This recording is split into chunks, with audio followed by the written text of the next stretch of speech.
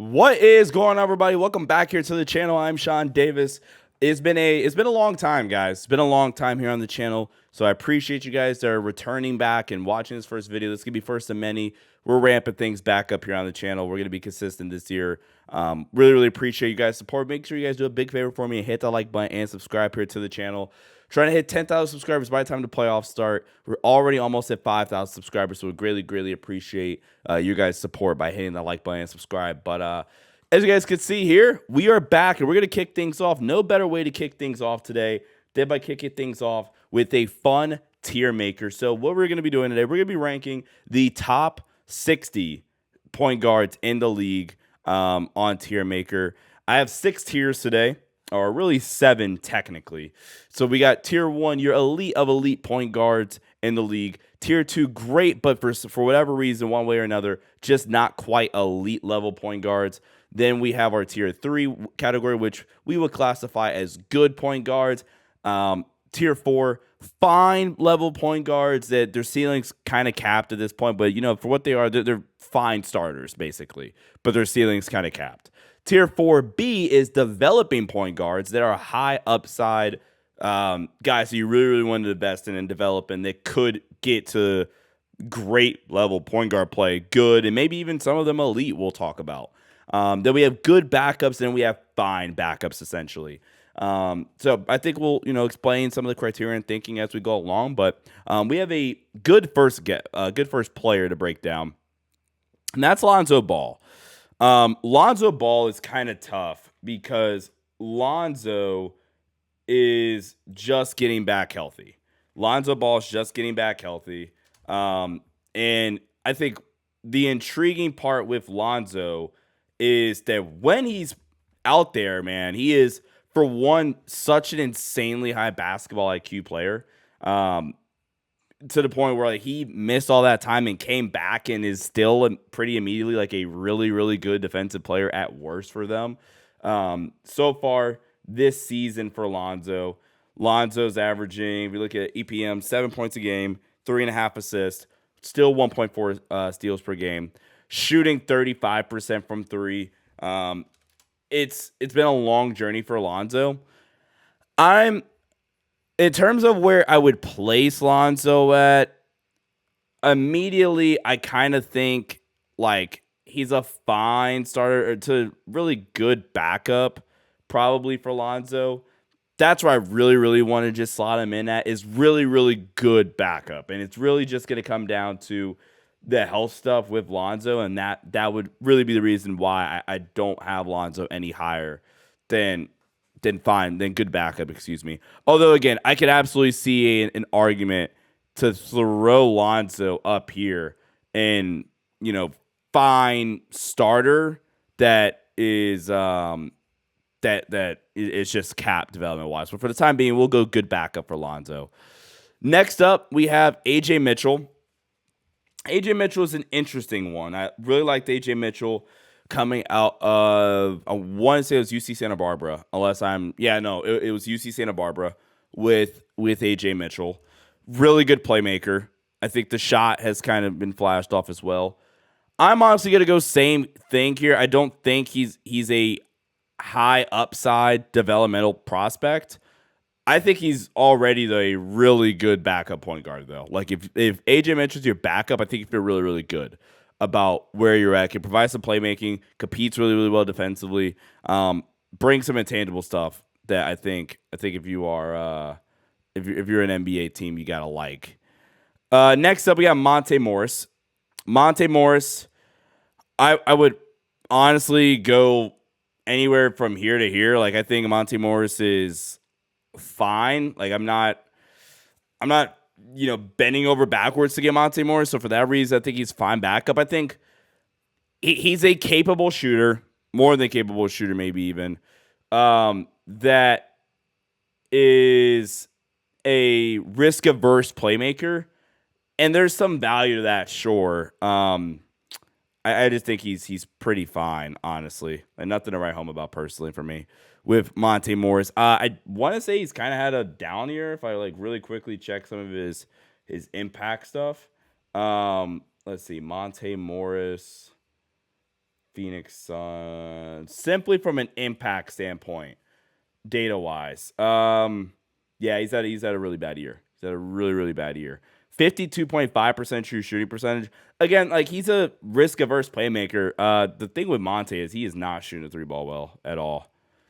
The volume is also really, really low. He's played in 38 of the 48 available games for the Suns. Yeah, he is a fine, maybe even simply based off the impact numbers. I would actually maybe even argue that he's a little bit worse than fine backup. Anthony Simons is probably about as good of a starting point guard you can get. The shot making that Anthony Simons could just put on display for you on a nightly basis. Like he has the Damian Lillard-esque ability to just blow up and go for 30 in a pinch, right? And there's elements of Anthony Simons' game where you're like, that's very much Dame-like. I mean, it's obvious that he took a liking a lot to what Dame was doing in Portland, kind of the workout routines. His shot is actually kind of reminiscent, reminds you a little bit of Damian Lillard. I think one of the biggest differences is Anthony Simons has really, really struggled as a 2-point finisher in the half court. I mean, this season actually is 46.9% in the half court from two, which isn't necessarily great. Last season, 46% from two in the half court. But you go back to his last season with Damian Lillard, which was easily his most efficient season. In said 2023 season, yeah, true shooting was 58.5%. Last year was 57.4%, as his first year was like the true, primary option in the backcourt.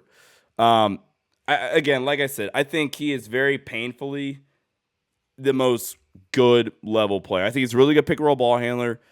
He's a good off ball scorer, good off ball weapon.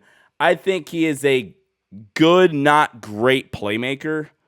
And even that, good might be a bit of a push there. And then obviously just just a turnstile defensively. I think good is where I would put him at. Basically, he's a perfectly good point guard. You have to build around him from the sense that he has some deficiencies that you don't feel great about, like defensively, the lack of great, and honestly, the playmaking or the defense is what's keeping him out of the great tier for me personally. Trey Jones, fine backup. I think the Trey Jones thing has kind of run its course, if we're being completely honest, to the point where, like, Trey Jones so far this season, like, career low in minutes played. The shooting is just such a drag to watch. And that's obviously why he just doesn't play as much as maybe even he should. He is actually a good playmaker. I do think Trey Jones is a decently capable playmaker. The shooting is like just the biggest thing with Trey Jones that's kind of been holding him back. And double checking some of the data, I think I'm gonna keep Trey here.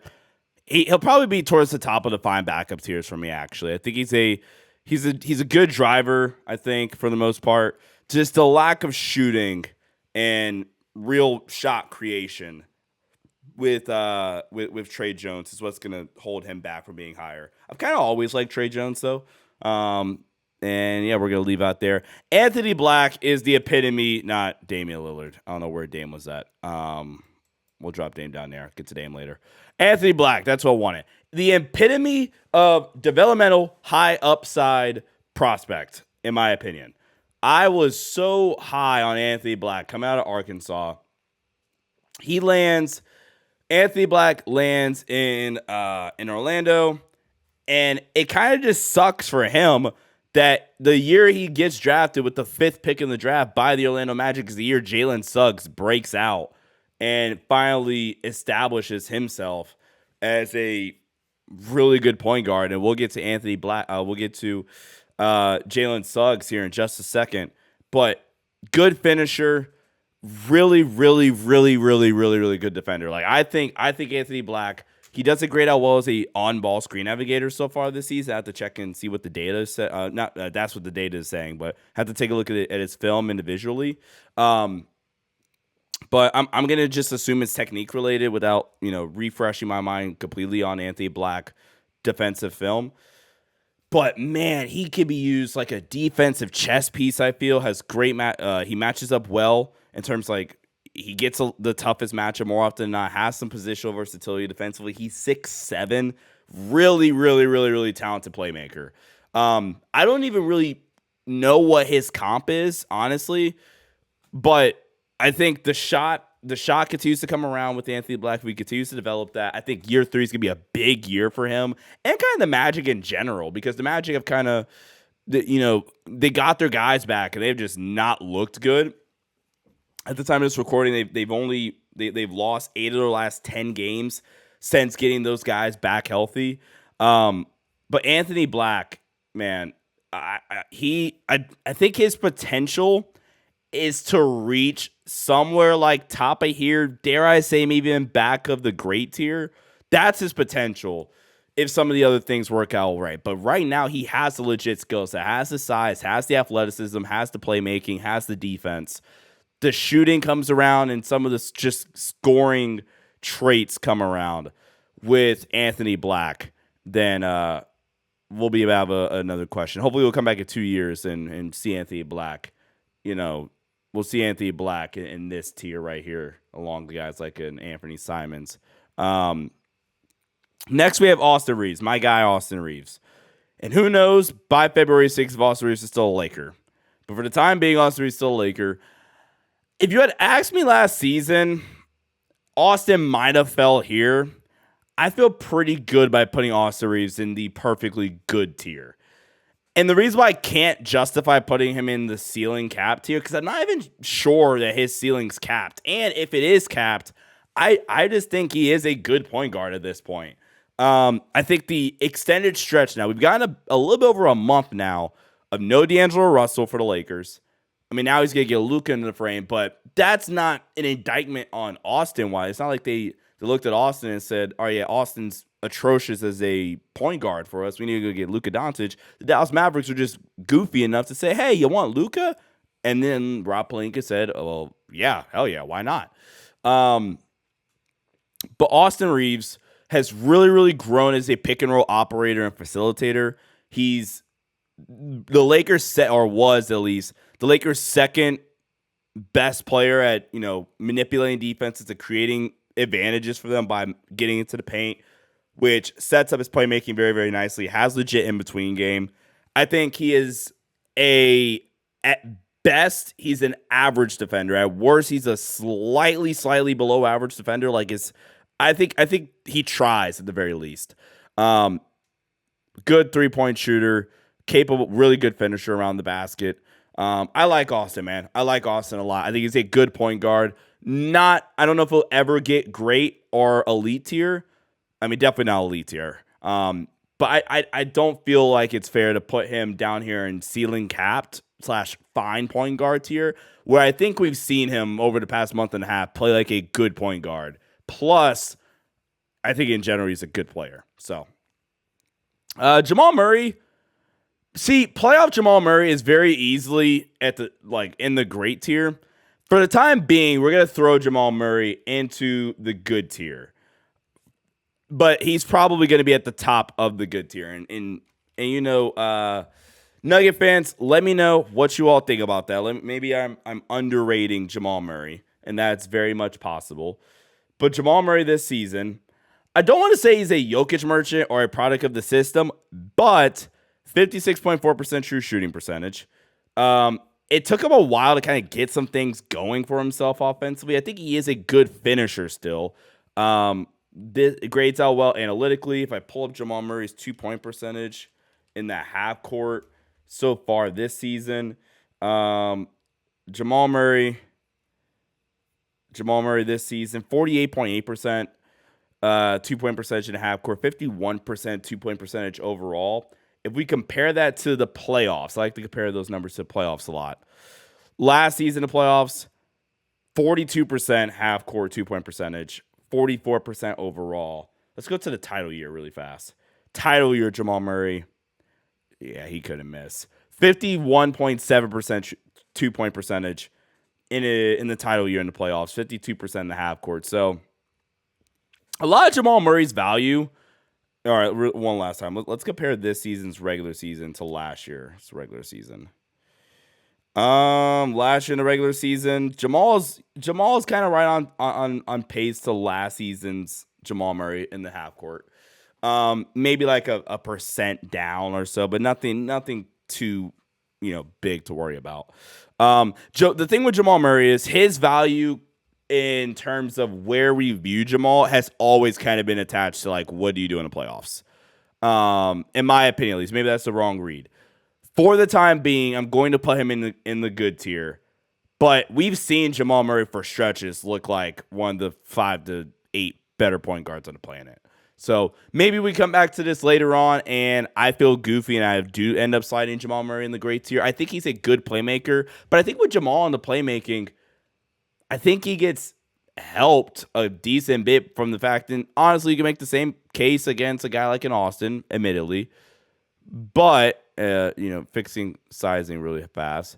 But I think Jamal doesn't have to make the decisions that even Austin has to make, I would argue, considering the fact that he plays with Nikola Jokic. So I don't know. Maybe I'm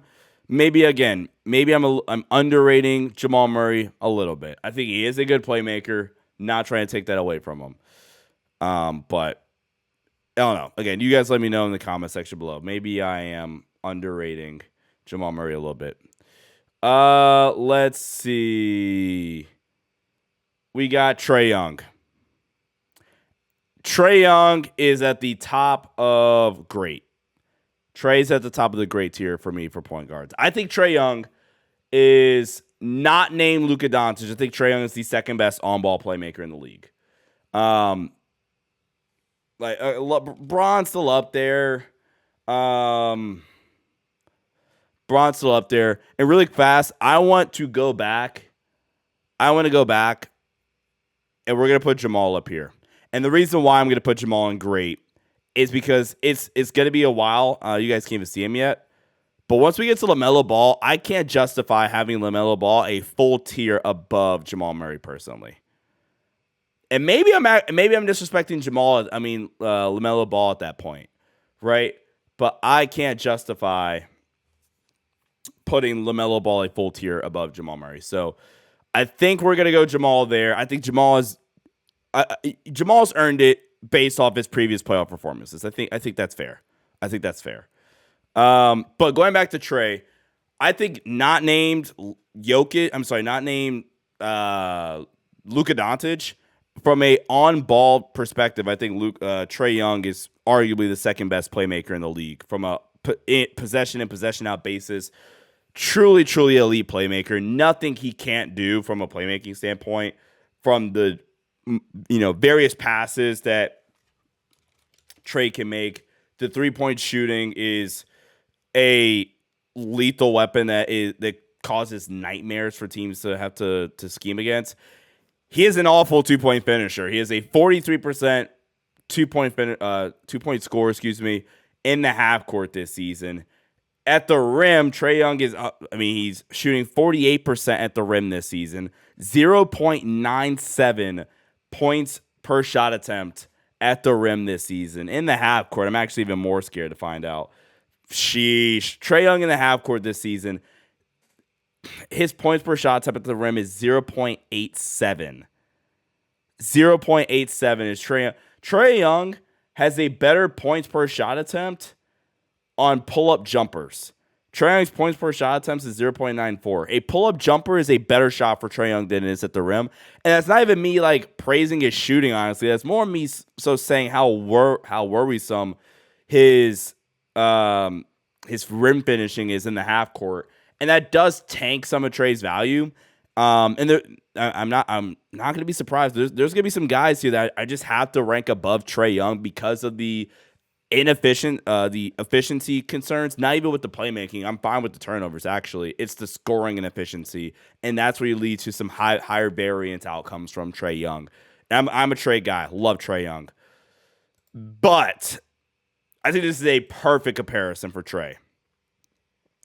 I would argue, I don't know, that's tough. You can basically flip-flop these guys however you want in Trae and Hallie, and I don't feel great about either one. They're both pretty bad defenders. I think Halliburton might squeak out Trae ever so barely, ever so slightly. I think with Hallie, I think the efficiency, I think the fact that Halliburton is, I don't even want to go that far. I think I'm leaning Halliburton for the efficiency, the defense, and I think Halliburton from a playmaking standpoint, he's not going to be, I think Hallie's maybe I underrated Hallie playmaking-wise. I said Trae's the second best. Trae and Hallie are neck and neck, man. They're neck and neck. So again, maybe I slept on Halliburton a little bit, man, but when healthy, he's a legit offensive engine that does such a good job of just getting everybody involved. And that was going to be the take I was going to make, and I wasn't quite sure if it was too far. But I think Halliburton's just a better team orchestrator than Trae Young is. And you guys let me know if that's a hot take or not. But considerably better two-point scorer. 54.9% two-point scorer in the half court. At the rim this season in general, not nearly as aggressive of a driver, if I recall. Like really quickly, let's look at Trae.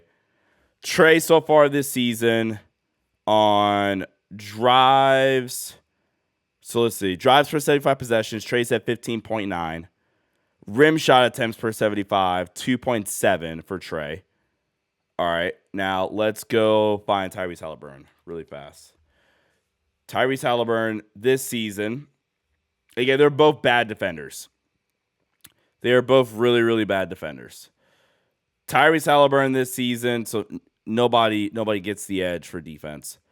Tyrese Halliburton this season, rim shot attempts, okay, 1.5. So Trae is getting more shot attempts at the rim.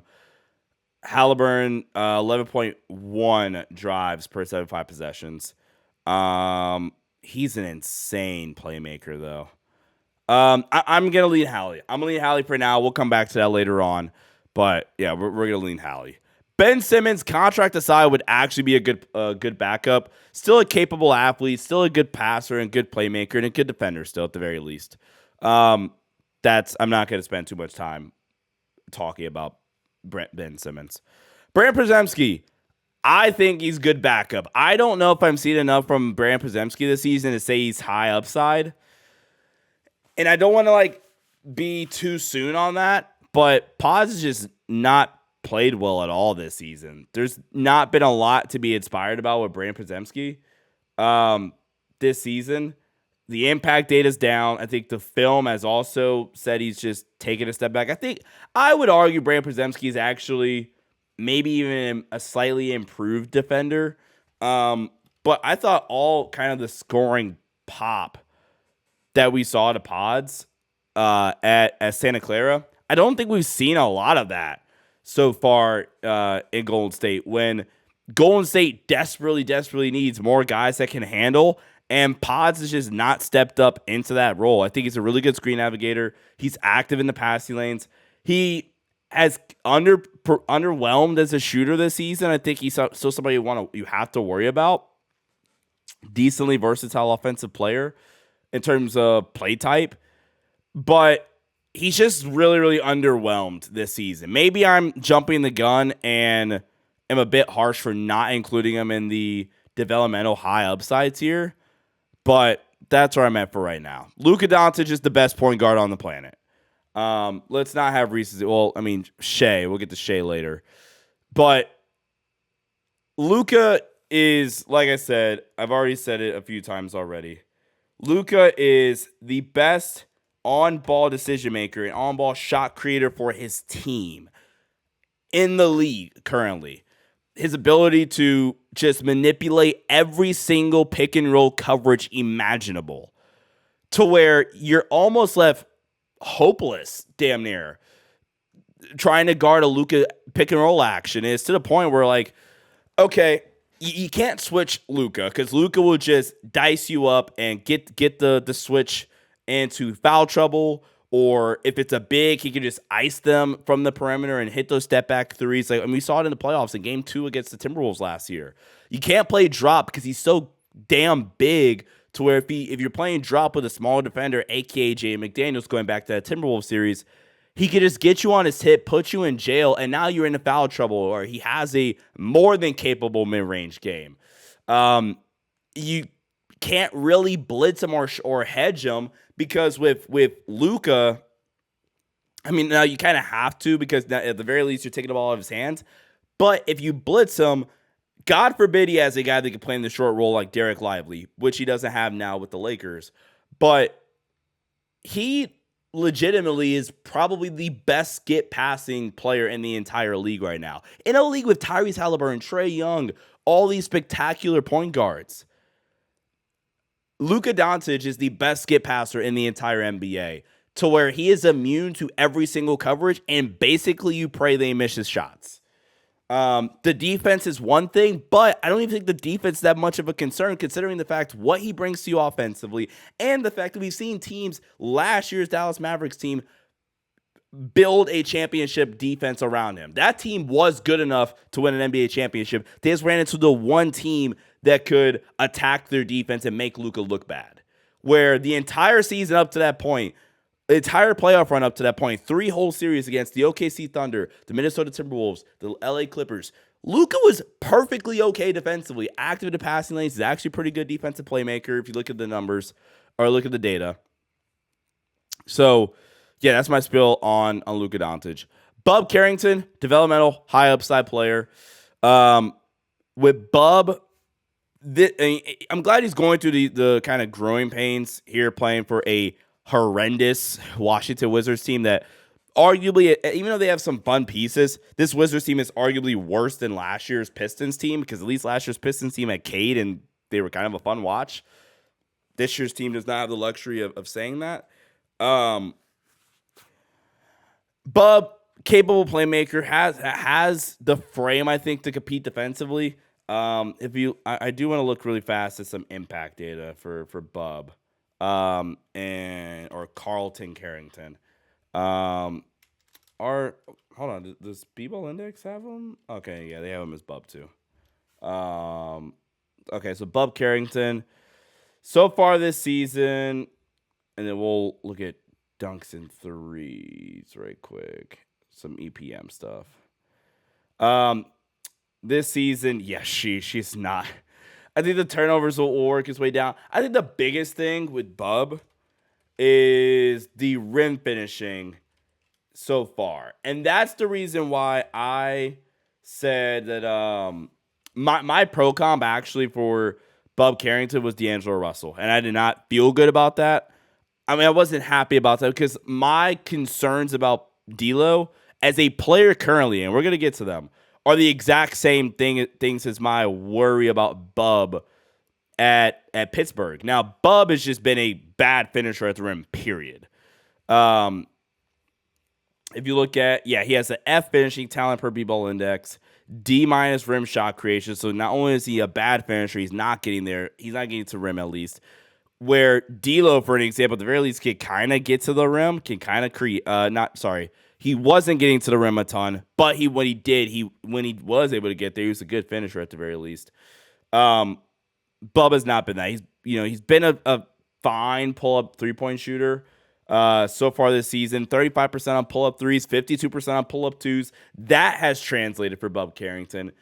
But similarly to my D'Lo comp, like if you're able to neutralize the pull-up game for Bub like you can with D'Lo, then it's kind of a wrap. He's shooting 39% on pick and roll threes, 52% on pick and roll twos.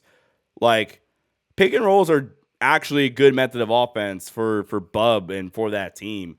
Gotta clean up the efficiency, gotta clean up the finishing at the rim if we want to see him. I think his I'm more confident about this than I am for Anthony Black. His ceiling is for sure like a good point guard. I don't think we'll ever see Bub get here. I think he has too many physical deficiencies and just some skill related stuff that I'm not sure we'll ever see get there. But Bub Carrington, still like him. Still think he has some high upside that I think it's good enough for right now to say he's not here. One, Cade Cunningham. I'm for sure going to put him by Jamal Murray, and I might even put him in front of Trae Young. I think I am actually going to slide him in front of Trae Young for the time being. And Trae's nice, and that might be a hot take. I don't feel great about it. I think the biggest thing with Cade Cunningham this season is he's taking a step to becoming like a legitimately a pretty fine defensive player this season. He had where he is not just this flat out negative of a defensive player like he was last season. He was not a good defensive player last season. He went from being a bad defensive player to being an average defensive player. And that by itself, I think, is enough to kind of put him in this category right around some of the other better point guards in the in the Eastern Conference, while also being, I've told this story a bunch now at this point. Cade Cunningham is one of the biggest benefiters of the league of just watching his game. Like, you guys have been following the channel. You guys know I do my preseason power ranking series, and which requires me watching film on all these teams and all these players that I'm breaking down. And Cade's film watch was so fun to the point where, like, I knew Cade was a baller, but you pop on some Cade film, you're like, holy shit, he's good. Like, this guy's good. Get a serious team around him. And for the first time in his career, he's playing around average level players. Cade's a hooper, man. He's a hooper. Ultimate paint touch guy. The finishing is a concern. Yeah. It's not as bad as Trae's. He's not the playmaker or as elite of a playmaker as Trae Young is. Trae Young is as elite as it comes, but Cade's right below. He's right below Trae Young, and maybe even a Halliburton too. I think I prefer Hallie over Cade as a playmaker. But the pace, the way he has a very much like Jalen Brunson-y, Shea, maybe even a Luka like herky-jerky style pace.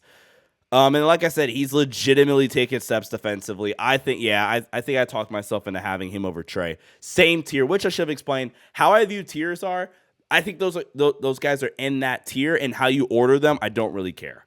But I do think that they are in that tier. So I think like Cade, Hallie, and Trae are all in the same tier. If you want to like do this and you want to put Trae first and vice versa, go ahead, have at it. But I think they are all in that tier. Campaign, good backup. We'll just slide him right there. Perfectly good backup. Chris Paul, the epitome of fine ceiling capped. I think you know what you're going to get from Chris Paul on a night-to-night basis. I think a lot of, honestly, what Chris Paul is going to bring to you is just veteran locker room leadership.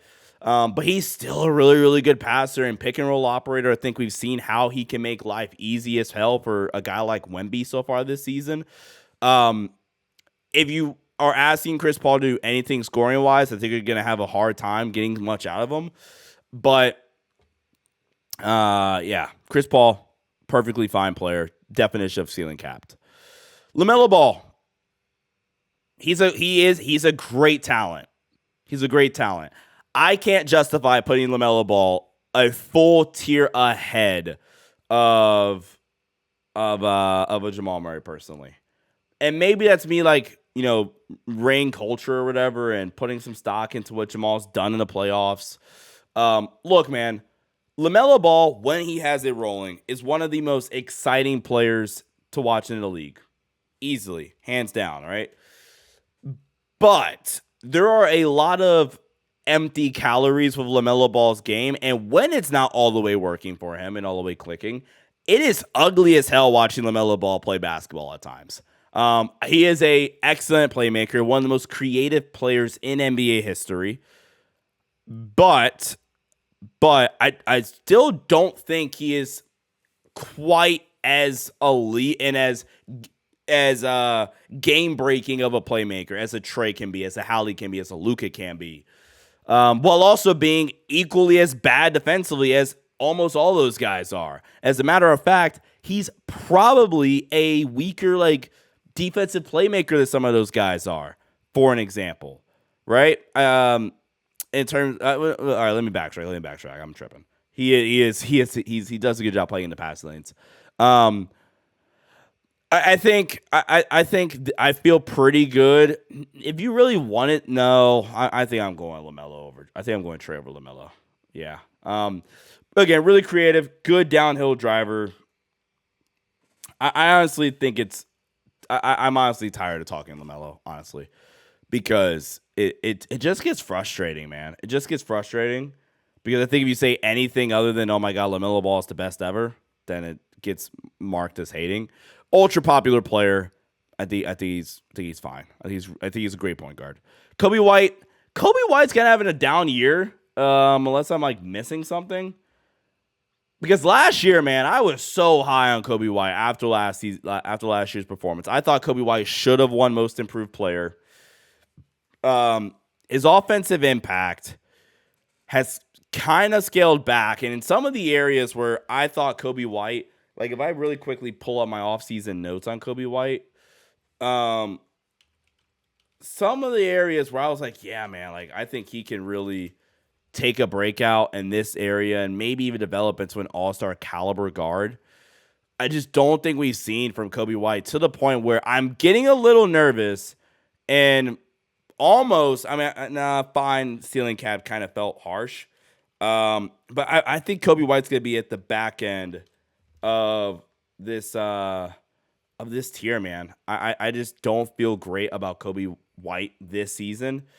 I think ultra talented pull-up scorer. I think let's just start there. Ultra talented pull-up scorer at the very least.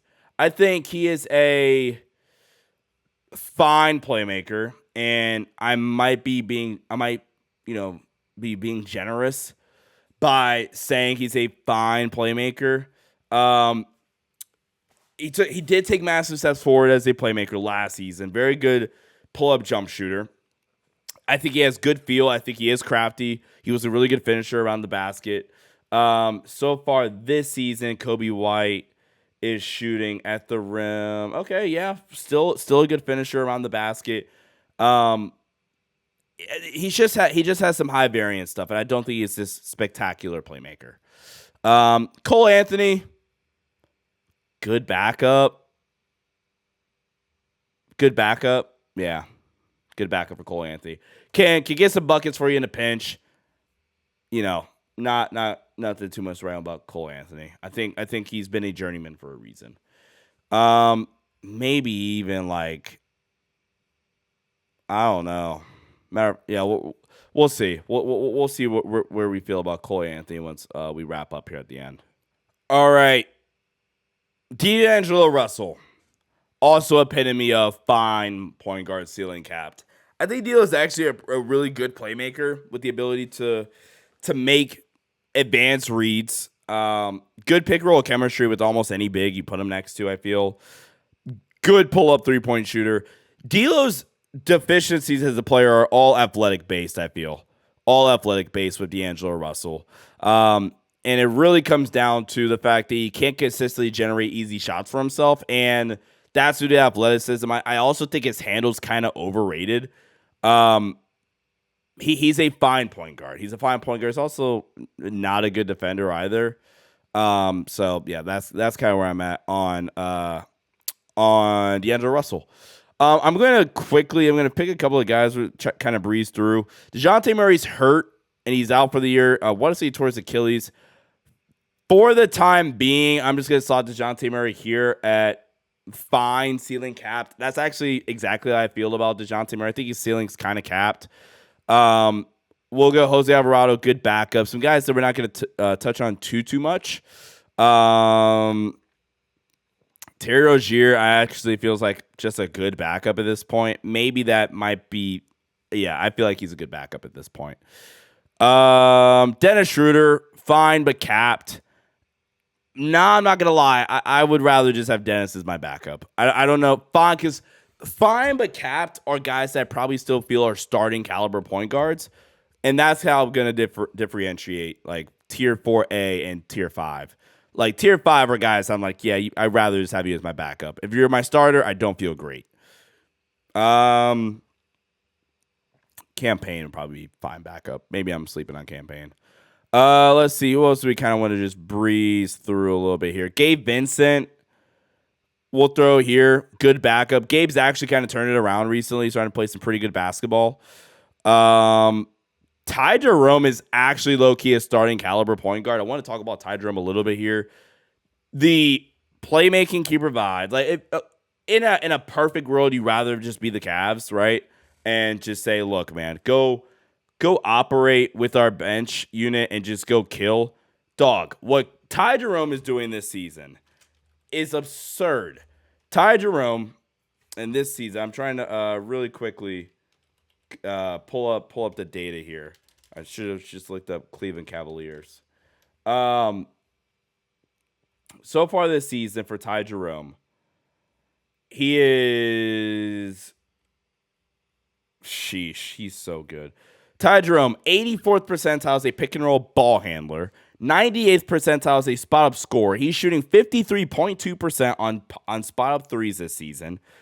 He's at 1.438 points per possession on spot ups. He very rarely, it seems, turns the ball over.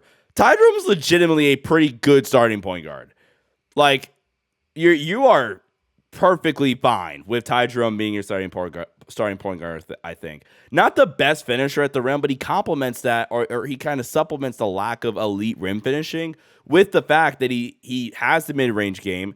He has a legit floater, 65% this season on floaters, and combined with the fact that he's a great shooter, he's a good playmaker.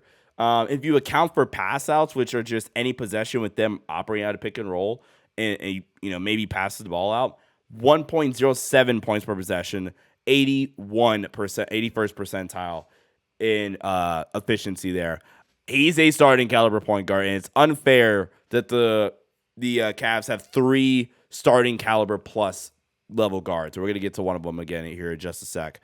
Couple other names. Malcolm Brogdon, honestly, might just be good backup. I actually think could be a hot take. Ty Jerome's a better player than Malcolm Brogdon in 2025. Again, maybe a hot take. And I'm trying to debate if I want to drop any of these guys here. This good backups here. It's kind of filling up. Kyle Lowry at this point, I think is actually a fine backup. I think I would prefer almost all of these guys maybe over Kyle Lowry. Maybe I'm tripping. You guys let me know. Tyus Jones, honestly, in a perfect world, Tyus Jones is just your backup, honestly. We'll slot Tyus like on low-key take Lonzo over Tyus. We're going to slot Tyus a good backup. In a dream where he's the epitome of, if he's your starter, you have major reservations, but you love him as your backup. Kind of similar to Dennis Schroeder in that way. Again, risk-averse playmaker, can shoot the three, does a good job of, setting the table for their offense. Anybody else we kind of want to get through? Trey Mann, he's actually kind of tough. I still want to put him in here, developing high upside guy, because I don't know. It feels like every time we get a sample of Trey Mann playing real point guard minutes, every single time that happens, he gets hurt or something stupid happens. He gets traded to a new situation. But Trey Mann, when he's out there, man, he is balling. He's a legit scoring threat, more than capable passer. Just get healthy, please. Please, please, please get healthy. Let's see. Marcus Smart. I don't know. Marcus Smart. I think the defense is going to carry, but I don't feel great about this because Marcus Smart had not been playing well, honestly, in a minute. Honestly, like if we go to Marcus Smart, like if he gets healthy, I mean, it would have surprised me if they just upped and traded him. He hasn't been healthy in 2 years. The last time we saw him, yeah, he was still a very much an effective player. I'm not going to lie. I'm going to draw Marcus Smart. We're going to draw Marcus Smart to the top of good backup. Marcus Smart's your starting point guard. He turns 31 next month. We're dealing with some injury concerns. Non-efficient player. Yeah, I think he's a fine playmaker. We're going to go Marcus Smart, good backup, and we're going to drop a few of these guys. We're going to go Gabe Vincent. No, we're just going to stick it out for a sec. We're going to stick it out. Got some more names here. Let's go. So, quick recap. This is kind of where we're at. Luka by himself. Trey, Hallie, Cade, LaMelo, Jamal, great tier. Good, Anthony Simons, Austin, Kobe White, and then we got the rest of our guys here. Let's go. I think a lot of these guys here we can kind of still make out a conversation about, actually. Russell Westbrook. We'll throw Russell Westbrook here. I think if Russ is still is your starting point guard in the perfect situation, I think Russell Westbrook is fine. I think he's a fine starting point guard here, and he's the point guard in Denver, but he's still playing next to Jamal, which kind of complicates some things. But he's a legitimately good defender still really athletic. I think we've kind of seen how and I think Jokic just helped elevate him even in some regards, obviously. But we've seen how he's kind of helped further unlock Nikola Jokic this season, which is a scary, scary sight to see. He has his drawbacks, obviously, as a player, and I think we've known those for a while now. But Russell Westbrook legitimately is I think he's a starting caliber point guard. I think he's played like that so far this season. But I mean, I think it's definitely safe to say his ceiling's capped. Josh Giddey is a starting caliber point guard. I think he's probably better than D'Lo. But I mean, I think his ceiling's capped. I don't think there's much else there with Josh Giddey. Let's get this tier kind of filled up a little bit. Mike Conley at this point, another good backup, actually. Mike Conley's not played well this season, to the point where I might even prefer like a Dennis because of his deep. No, we're going to go Mike Conley still. We're going to go Conley still. Not played well. He's going to fall off a cliff because last season, Conley was very much at the top of this tier. And the fact that Conley's kind of regressed to the point where he's just a good backup, probably, it's a little concerning. Let's see. Drew Holiday. Drew's kind of regressed. I'm not gonna lie. I want to give Drew benefit of the doubt and just put him here in the good tier. But he has not looked great this season. And it could just be the regular season. But if you look at defensive estimated plus minus, this is his worst year since 2016. This is his lowest impact season since 2016, right? If we look at some B-ball index stuff really fast for Drew, and then he's already not this offensive weapon for you. It's going to be out of respect, I think. And maybe that is just absurd for me to say. Let's see. C, 3-point shooting talent. Ball screen navigation's taking a step back to where he's like a C- per B-ball index. If we go to last season,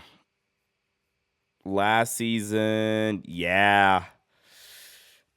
I haven't noticed him as much recently for Boston.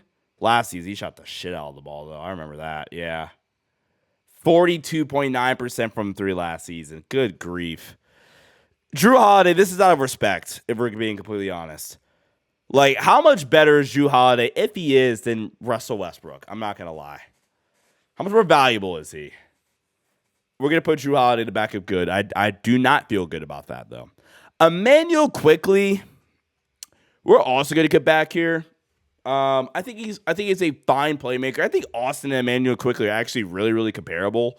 Good score. I actually think Emmanuel Quickley is just a slightly better version of D'Angelo Russell, actually, even. And again, maybe that is just not the most, maybe that's not the best compliment I can give to Emmanuel Quickley.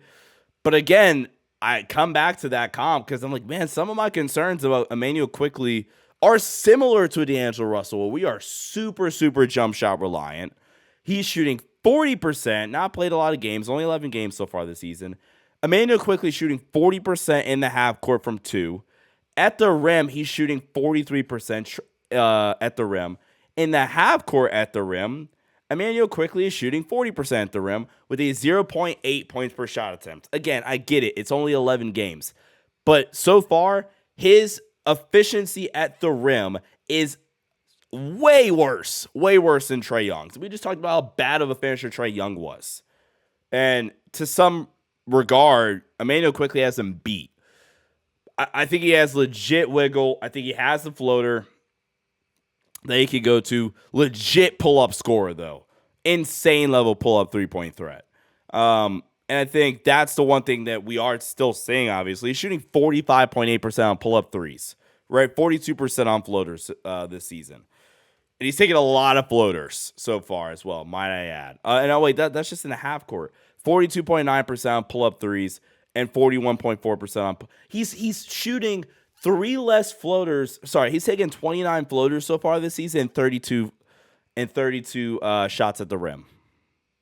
I'm sorry, I'm just not all that high on Emmanuel Quickly. I thought it was a possibility that the contract extension would work out, and I thought honestly they kind of had to do it. But I was never one of the ones that was just screaming from the mountaintops that Emmanuel Quickly is an all-star in the future. That's just never been me. I never thought he would be an all-star. But I think he's a perfectly fine to good point guard. I think it's really the pull-up shooting, and I think he is a good playmaker. I think he's a considerably better defender than like a D'Lo is. But again, some of the offensive stuff does concern me with Emmanuel Quickly, specifically like in a playoff setting. Let's see. Devin Carter is going to be here for me. High upside, developmental prospect. I think with Devin Carter, really good athlete. Good grief. Really, really good athlete. Insane defensive prospect. I think I might actually put him above Carrington. I don't know where his ceiling actually is, but I'm really, really high on Devin Carter. I'm glad they prioritized him and did not trade him. Let's kind of fill that one up. I think the guy, double checking. Yeah. No, there's 2 other guys I might slot above him. Isaiah Collier. Buy all your stock in Isaiah Collier right now, man. Built like a MFing tank. He is so damn fun. We've talked about this last season in the draft. If you guys are familiar with my draft stuff, I had a top 10 grade on Isaiah Collier. Incredible 2-foot finisher. Last season, our guy Eugene that was friend of the pod, came on. He gave us the numbers. Like, he was a 68% finisher at the rim off of 2 feet. Absurd for Isaiah Collier last season. A reject screen demon last season at USC. And the efficiency sucks. He is not an efficient basketball player yet, right? I also think he is a more than capable defender, or can pan out to be a more than capable defender. Good passer. I really, really buy the passing. Again, I think he competes defensively. I like his ability to create shots at the rim. I think the finishing, while it's still kind of inconsistent right now, I think it can really, really pan out. And just the fact that he can get to the rim almost whenever he wants to, I feel, is something that's going to be big for Isaiah Collier down the stretch and going into next season. 45% true shooting is trifling as hell, but I'm still buying my stock in Isaiah Collier, who's a guy that I think has good work ethic. I think we saw him go from the hand injury, I think, last season at USC, coming back from that and putting the work in the lab and in the film room and coming back a better point guard for it, is something you can attest to his work ethic and desire to get better. Scoot Henderson's the other guy. I think Scoot's kind of turned it around to the point where I'm just going to stick him here in developing and high upside for the time being, while acknowledging the Scoot's kind of, turning a corner here in Portland. He's turning a corner, man. He really, really is. He's put together more efficient games recently, where he is able to get to the rim a bit more. And last season, I just thought it was a mess of a season for Scoot Henderson. I thought he was a little all over the place. There's still some flashes in there. I think he can make a lot of passes coming off of ball screens and things of that nature. And the decision-making with Scoot is only going to get better. If you look at his numbers this season for Scoot Henderson, he's 44th percentile as a pick-and-roll scorer. Has to come back on the turnovers. That's the biggest thing with Scoot Henderson. 21.8% turnover percentage in his ball screen possessions. That's a red flag for me. But the rim pressure that he provides for you, combined with the addition of a floater this season, doesn't take it a lot, but when he does take it, it's reliable. He's turning into a semi-reliable pull-up threat from three. 35% pull-up three-point shooter, 37% from the mid-range on pull-ups so far this season. I would also start to buy stock on Scoot Henderson. I think it's pretty low right now. Could get good bang for your buck. And I do like Scoot. I mean, I like him enough to the point where I just berated the Charlotte Hornets for not taking Scoot Henderson over Brandon Miller. And look how that turned out for me. But I would put him at the top of developing high upside. The other guy that I would actually throw up there, there's a few actually. Reed Sheppard, I think I'm going to slide behind Anthony Black for now, although I'm really high on all four of these guys. We haven't seen a lot of Reed Sheppard. The stuff that we have seen hasn't been the best for Reed, admittedly, but I'm still super, super high on Reed Sheppard. Winning at college, man, ultra efficient scorer, ultra efficient shooter that also showed legitimate playmaking chops. Kind of reminds me of Austin Reeves, honestly. Kind of reminded me of Austin Reeves from an offensive creation standpoint. So I'm a big fan of Reed Sheppard. The other guy is going to be Rob Dillingham. Rob Dillingham, I think I'm going to put right here. And the reason why I'm going to put Rob Dillingham above Isaiah Collier is because my pro comp for Rob Dillingham heading into the season, and for new listeners of the pod or of the channel, this might sound absurd. This might sound absurd to you. My pro comp, this is a best case scenario pro comp for Rob Dillingham, obviously, right? He's 19 years old, I think, by the way. My pro comp for Rob Dillingham, like dream scenario, 2% likelihood of it happening or whatever, right?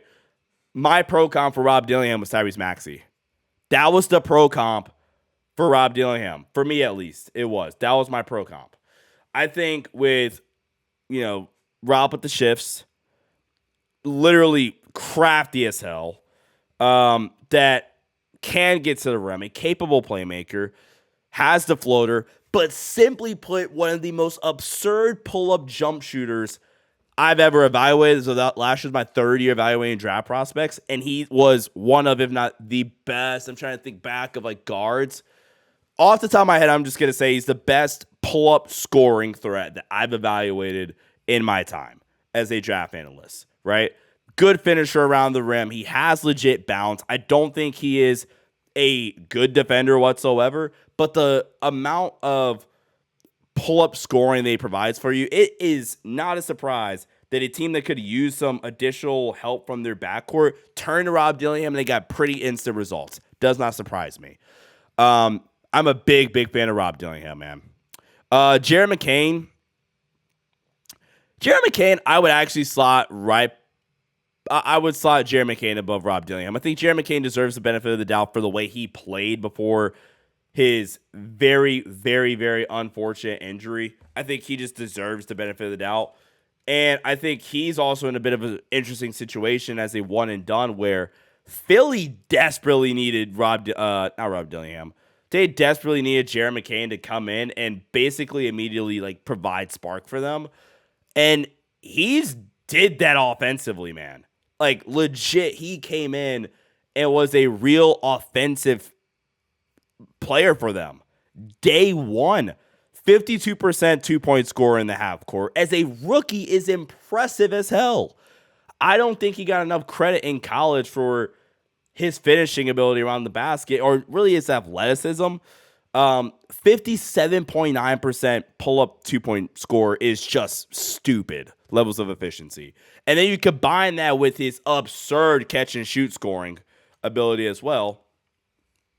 I think you got all the makings of a really versatile offensive scorer that's going to play well next to a Joel Embiid eventually, and even a Maxey, because I think he has the off-ball capability.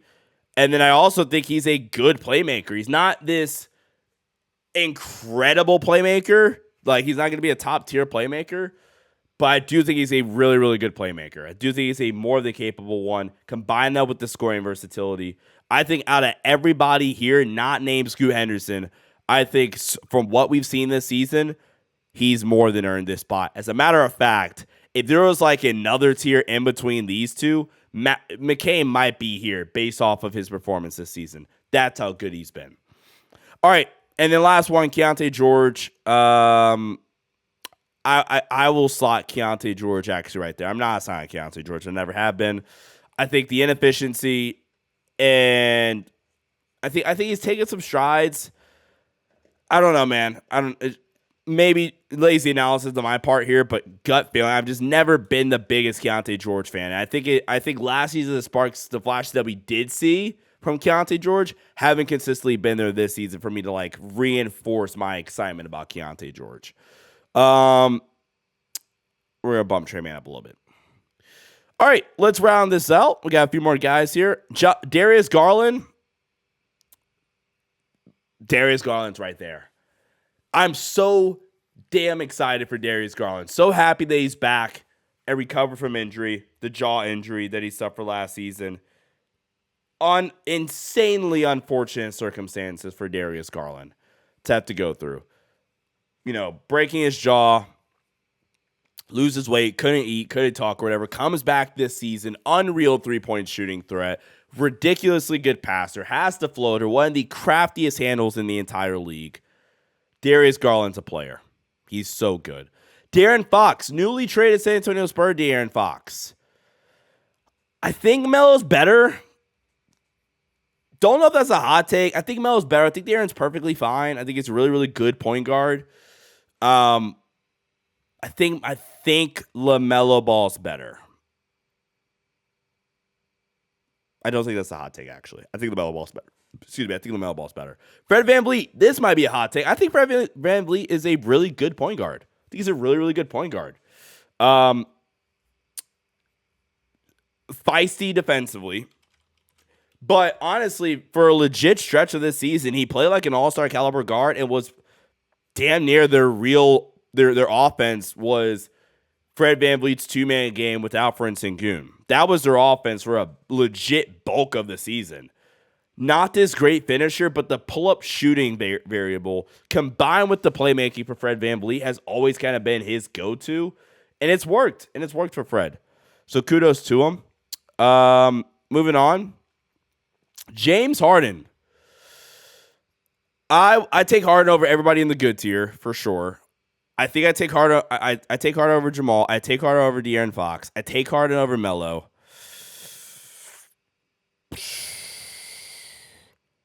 I think I take Harden over Trey, and that's probably where I stop.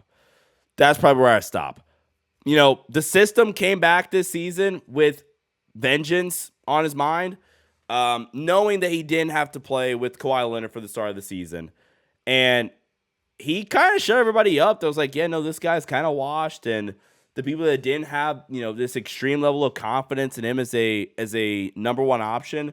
And look, he is not this, you know, paint touch magnet that he once was, where he was just abusing defenses, getting whatever he wanted at the rim, right? But James Harden isolation is still arguably the best offense in the league. It's still one of the most effective offenses in the league. And a James Harden pick and roll possession where you're going to double or put two on the ball where he can just dice you up with his playmaking ability, like, it's impressive. He is not a good half-court finisher. 44% two-point percentage in the half-court. Half-court rim shooting field goal percentage. Actually, he's finishing pretty well at the rim this season. He just doesn't get there a lot. He doesn't get to the rim a lot anymore, right? I mean, doesn't finish great at the rim, 50%, but it's actually kind of better than I thought it was going to be at. He's one of the most skilled scorers ever. James Harden.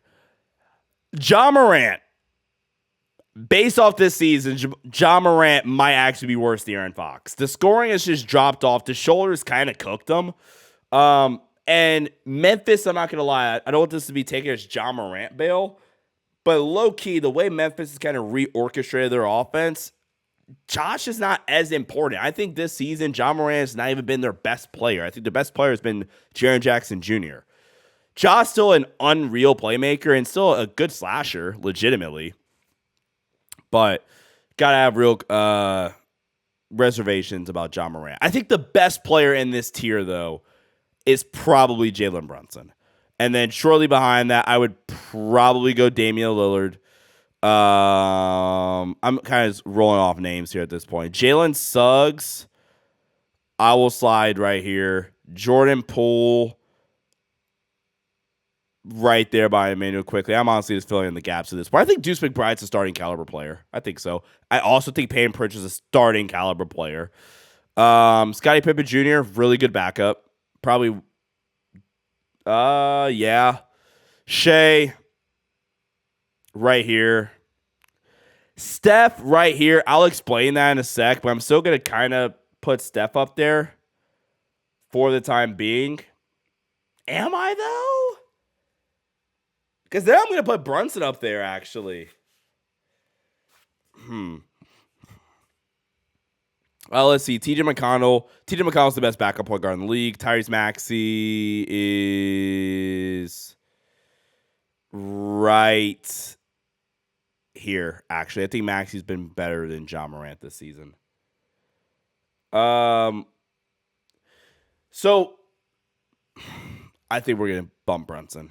I can't get behind. I can maybe get behind Brunson or Steph still being above Brunson. I can't get behind putting Steph and Brunson in two different tiers. So if you want to drop Brunson and Steph into the great tier together, that's fine. I don't think they're like a whole tier above each other or separating. Shea this season, benefit of the doubt over a Luka. I know we kind of breezed through some of these, but like Damian Lillard's still amazing. Honestly, Cade, that would be the one I maybe slide up or down.